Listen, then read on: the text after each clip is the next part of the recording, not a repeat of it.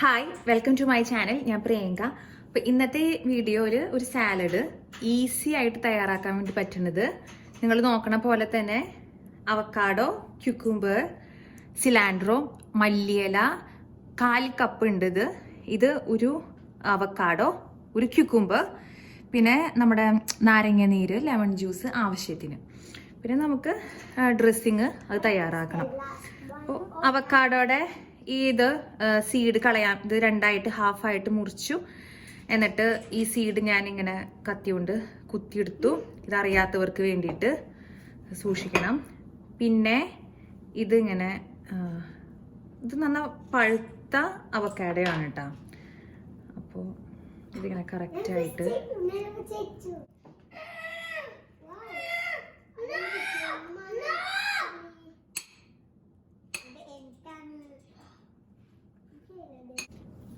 Avocado റെഡിയാക്കി വെച്ചിട്ടുണ്ട്. ഞാനിവിടെ എല്ലാം കട്ട് ചെയ്ത് വെച്ചിട്ടുണ്ട്. ഇതിലോട്ട് നമ്മുടെ ക്യുക്കുംബർ ആഡ് ചെയ്യാം. പിന്നെ മല്ലിയില അത് ആഡ് ചെയ്യാം. പിന്നെ വേറൊരു കാര്യം ഞാൻ പറയാൻ വേണ്ടി വിട്ടിട്ടുണ്ടായിരുന്നു. പച്ചമുളക്, ഒരു ചെറിയ പച്ചമുളക്, നല്ല എരിവുള്ള മുളകാണ്. അതോടെ ഞാൻ അതിൻ്റെ ഉള്ളിലത്തെ വിത്തൊക്കെ ഇത് മാറ്റി കളഞ്ഞിട്ടുണ്ട്. എരിവില്ലാത്ത മുളകാണെങ്കിൽ അതിൻ്റെ ഉള്ളിലത്തെ കുരു മാറ്റേണ്ട ആവശ്യമില്ല. നല്ല എരിവുള്ള മുളകാണെങ്കിൽ അതിൻ്റെ കുരു എന്തായാലും എടുത്ത് മാറ്റണം. അല്ലെങ്കിൽ ഓരോരുത്തരുടെയും എരിവിനനുസരിച്ച് ചേർക്കാട്ടാ. അത് പകുതി ആയാലും ചേർത്താൽ മതി, ചേർത്തില്ലെങ്കിലും സത്യത്തിൽ കുഴപ്പമൊന്നുമില്ല. ഇനി ഇത് നന്നായിട്ടൊന്ന് മിക്സ് ചെയ്യാം. അവക്കാഡോ, ക്യുക്കുംബർ, മല്ലിയില. ഇനി ഇതിലോട്ട് നമുക്ക് ചേർക്കേണ്ടത് കുറച്ച് ഒലിവ് ഓയിൽ ചേർക്കാം.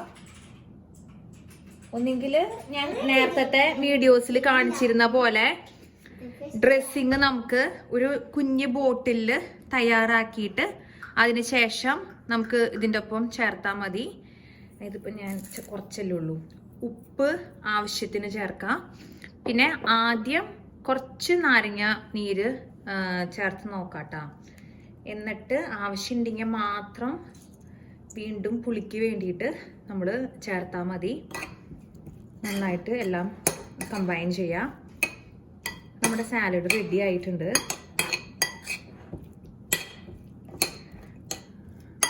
എപ്പോഴും നമ്മൾ തണുപ്പിച്ചിട്ട് കഴിക്കുമ്പോൾ കുറച്ചും കൂടി കൂടുതലായിരിക്കും ടേസ്റ്റ്. ജസ്റ്റ് ഞാൻ ഒരു അവക്കാഡോയും കഴിച്ച് നോക്കട്ടെ ഇത് എങ്ങനെയുണ്ടെന്ന്.